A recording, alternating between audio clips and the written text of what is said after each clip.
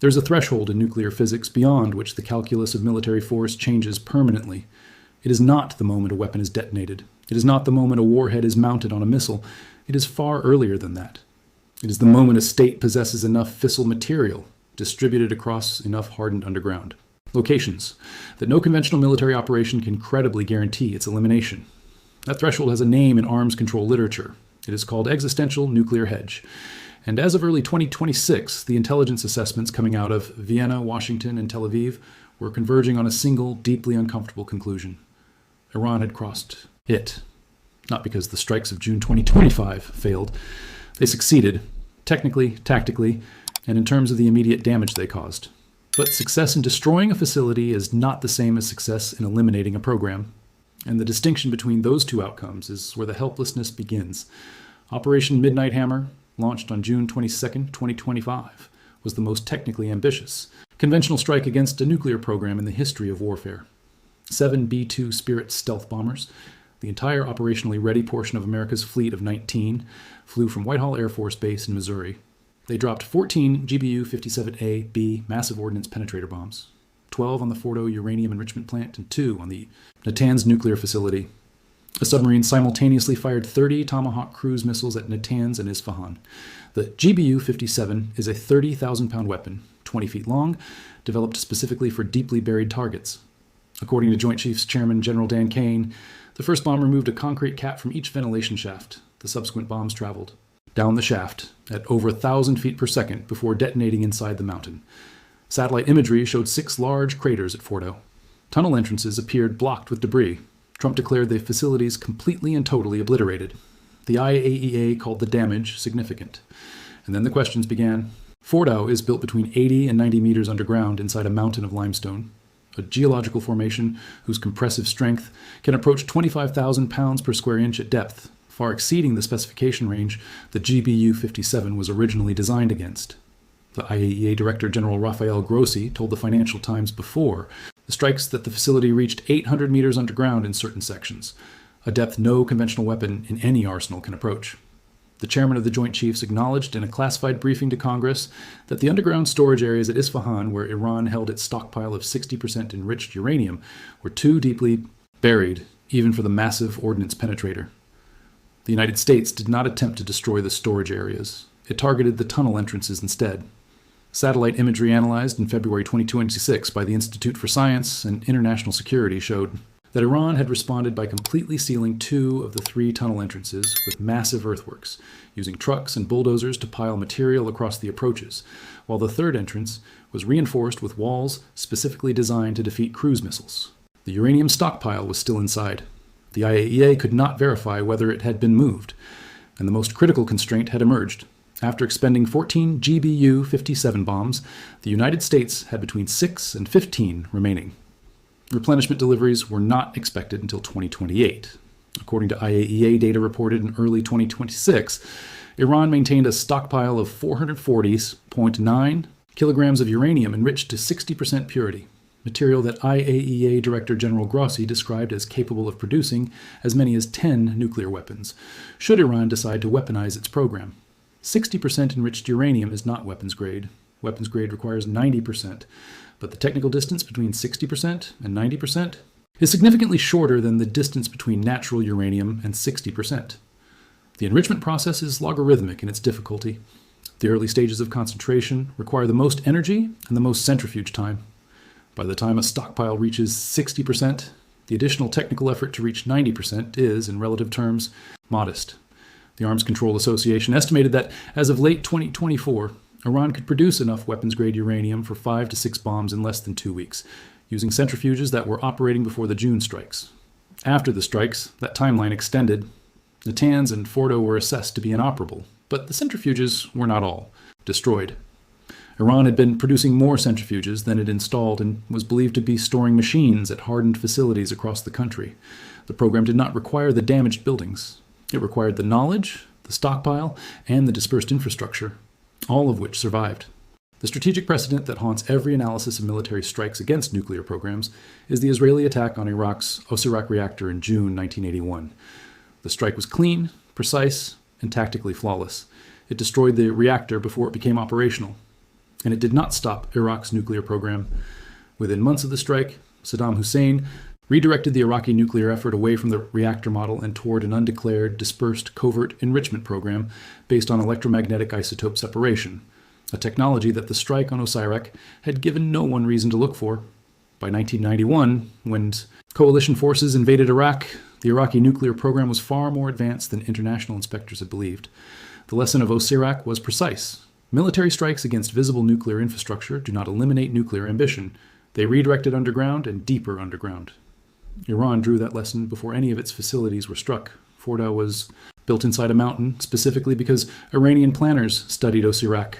The dispersal of centrifuges, the underground storage of enriched material, the multiple redundant facilities, all of it was designed with the assumption that at some point a military strike would come. The June 2025 strikes were, in a sense, the event Iran had been preparing for 20 years. The dimension of the situation that receives the least attention in Western coverage, but carries the most long-term consequence, is verification.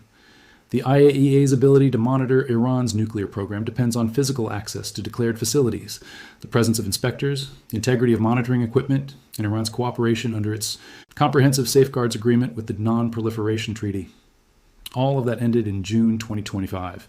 Iran suspended all cooperation with the IAEA after the strikes. Monitoring equipment was disconnected, inspectors were denied access, and crucially, the uranium stockpile, 440.9 kilograms of 60% enriched material last recorded at Isfahan, was no longer under international verification. Iran cited physical safety as the reason unexploded GBU-57 bombs remained inside the struck facilities, and Iran's foreign minister Abbas Araghchi stated that no existing international protocol governed inspections at bombed nuclear sites. By February 2026, the IAEA confirmed in a confidential report distributed to member states that it could not verify whether Iran had suspended all enrichment-related activities, could not account for the size of Iran's uranium stockpile, and could not assess the operational status of the Isfahan facility. The watchdog that was supposed to provide assurance about Iran's nuclear activities was, for the first time in the post-JCPOA era, effectively blind. The physical destruction of enrichment halls at Fordow and Natanz addressed the most visible part of Iran's nuclear infrastructure. It did not address the knowledge, the personnel, or the centrifuge production capacity. Iran had been producing IR-6 advanced centrifuges faster than it was installing them, a policy decision that created exactly the kind of reserve industrial capacity a program needs to reconstitute after a strike. Centrifuges are not buildings, they are machines. They can be transported, stored, concealed, and reinstalled in new locations. The Arms Control Association's assessment was explicit. It would take Iran years to fully rebuild its enrichment plants as large-scale facilities, but it would take months for a smaller number of centrifuges operating at undisclosed sites to enrich smaller quantities of uranium to weapons-grade levels. The distinction matters enormously. The June strikes eliminated Iran's mass enrichment capability.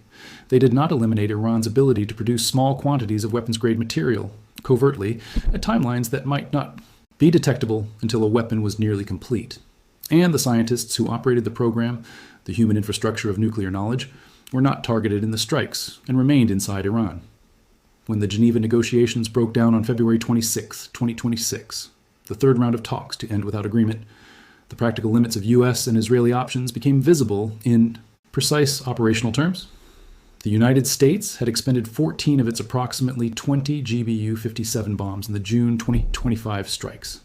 With 6 to 15 remaining and replenishment not expected until 2028, the ability to execute a comparable strike against reconstituted or newly discovered underground Iranian nuclear infrastructure was severely constrained.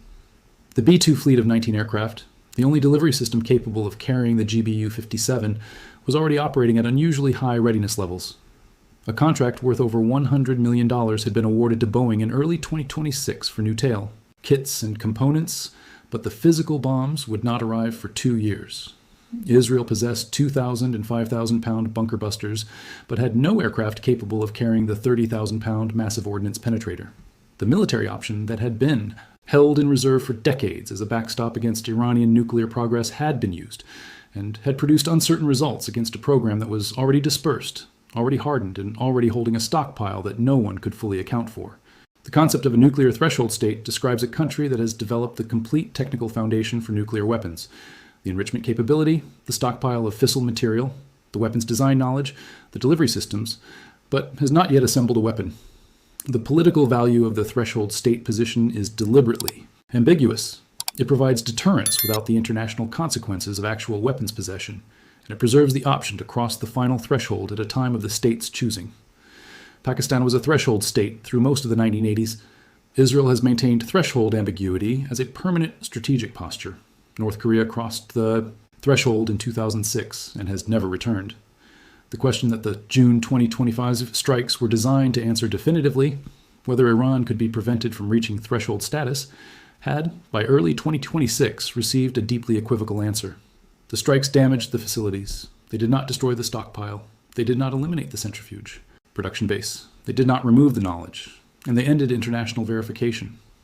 The paradox of the strike is that it may have delayed the timeline for Iran to produce weapons-grade uranium at scale, while simultaneously eliminating the visibility that would allow anyone to know what Iran was doing next. The situation that confronts U.S. and Israeli planners in early 2026 is not a new problem in the history of nuclear nonproliferation. It is the terminal version of a problem that has been building since the first nuclear threshold state demonstrated that a determined government with sufficient scientific capacity could reach that position regardless of external pressure. The diplomatic tools, sanctions, negotiations, international monitoring were bypassed when Iran suspended IAEA access. The military tools were used and produced uncertain results against a program that had been specifically designed to absorb exactly those tools. What remains are two categories of options, neither of which offers the certainty that has historically been the standard for nuclear nonproliferation success. The first is a negotiated settlement that allows Iran some enrichment capability in exchange for intrusive verification and stockpile limitations. The framework that the JCPOA attempted and that both sides have failed to reconstruct. The second is the recognition, not yet publicly stated by any government but increasingly implicit in the classified assessments flowing from Vienna, that Iran has reached a point in its nuclear development from which no conventional military action can return it. Empires have always encountered this moment, the moment when the tool that worked before no longer reaches. What happens next is not determined by the weapons that exist. It is determined by whether the political will exists to try something other than the tools that have already been used.